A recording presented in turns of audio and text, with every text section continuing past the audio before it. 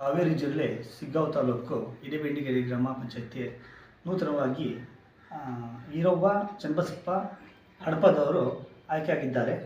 ಅವ್ರ ಜೊತೆ ಸಂದರ್ಶನ ತಗೊಳ್ಳೋಣ. ನಮಸ್ಕಾರ.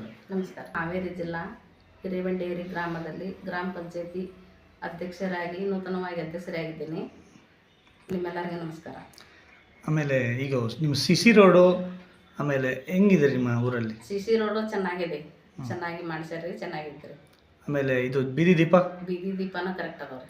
ರುದ್ರಭೂಮಿಗೆ ಚೆನ್ನಾಗಿದೆ, ಎಲ್ಲ ಅನುಕೂಲ ಆಗಿದೆ. ಅನುಕೂಲ ಅದೈತಿ. ಹಾಂ.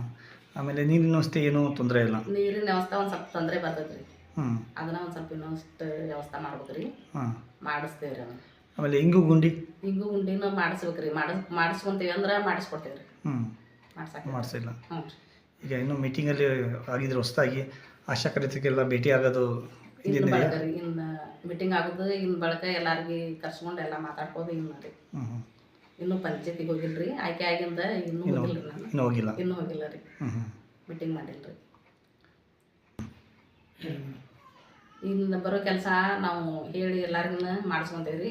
ಊರಿನೊಳಗೆ ಕೆಲಸಗಳಿದ್ರೂ ನಾವು ಮಾಡ್ಸಕ್ಕೆ ಅನುಕೂಲ ಮಾಡಿಕೊಡ್ತೇವೆ. ರಮೇಶ್ ಮಳಿಮಠ ಅವರು ನಿಮಗೆ ತುಂಬ ಇದು ಮಾಡ್ತಾರೆ. ತುಂಬ ಅವರು ನಮ್ಗೆ ಚೆನ್ನಾಗಿ ಆರಿಸಿ ಬಹುಮತದಿಂದ ಇದು ಮಾಡ್ಯಾರಿ. ತಿಪ್ಪಣ್ಣ ಸಾತಣ್ಣವರು ಅವ್ರಿಗೆ ನನ್ನ ಹೃದಯಪೂರ್ವಕ ನಮಸ್ಕಾರ. ಸಂಗೀತ ಕಂಬಳಮಠ ಅವರಿಗೆ ನಮಸ್ಕಾರ. ಬಸವನಗೌಡರು, ಚಿನ್ನಪ್ಪ ಕಾಕಾರು, ಎಲ್ಲರೂ ಈ ಊರಿನ ಗುರು ಹಿರಿಯರಿಗೆ ನನ್ನ ಅನಂತ ಕೋಟಿ ನಮಸ್ಕಾರ ಸಲ್ಲಿಸ್ತೇನೆ ರೀ. ನೂತನವಾಗಿ ನನ್ನ ಆಯ್ಕೆ ಮಾಡ್ಯಾರ.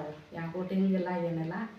ನಮ್ಮ ಮೇಲೆ ಅವರು ನಮ್ಮ ಮಗಳು ಅಂತೇಳಿ ಪ್ರೇಮ ಇಟ್ಕೊಂಡು ನಮ್ಮನ್ನ ಆರಿಸ್ತಂದಾರ. ನಾವು ಅವರು ಹೇಳಿದ್ದು ಕೇಳಿದ್ದು ಕೇಳ್ಕೊಂಡು ನಾವು ಮಾಡ್ಕೊಂಡು ಹೋಗ್ತೇವೆ.